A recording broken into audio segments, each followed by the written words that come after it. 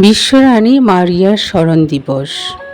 পর্বদিন 22শে August.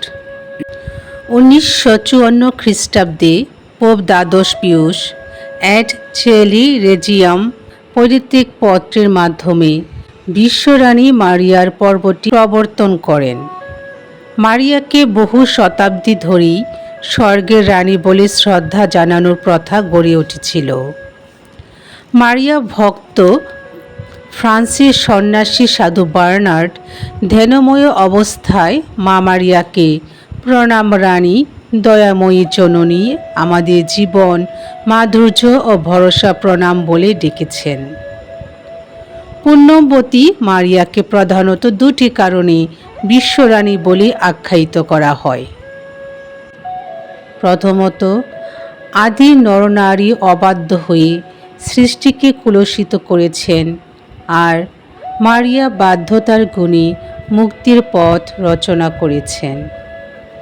যিশুর মাতা হয়ে তিনি মুক্তিদাতার সাথে থেকে সহ মুক্তিদায়ী হয়ে উঠেছেন, আর যিশু তার মৃত্যু ও পুনরুত্থানের মাহাত্ম্যে নতুন জগৎ সৃষ্টি করেছেন। সেই নবজগতের প্রথম নারী হলেন মারিয়া। দ্বিতীয়ত, তিনি হলেন বিশ্বরাজ খ্রিস্টের মাতা। সশরীরে স্বর্গনীতা হয়ে তিনি পুত্রের বিজয় ও গৌরবের সহভাগিনী, মুক্তি সাধনে সাহায্যকারিণী। সাধু বার্নার্ড তার বিশ্বাস ভরা প্রার্থনায় বলেন, ওগো মারিয়া, তুমি আমার জন্যে তুমি কতটুকুই বা করতে পারো, আর তুমি যদি শুধু আমার রানী হতে, আমি বলতাম, শক্তিশালিনী তুমি নিশ্চয়ই অনেক কিছু করতে পারো, কিন্তু কতটুকুই বা আমাকে ভালোবাসো। কিন্তু তুমি আমার মাও, আমার রানীও, তাই আমি একান্ত ভরসার সঙ্গে বলতে পারি, ওগো তুমি আমাকে ভালোবেসে আমার জন্য কত না কিছু করবে।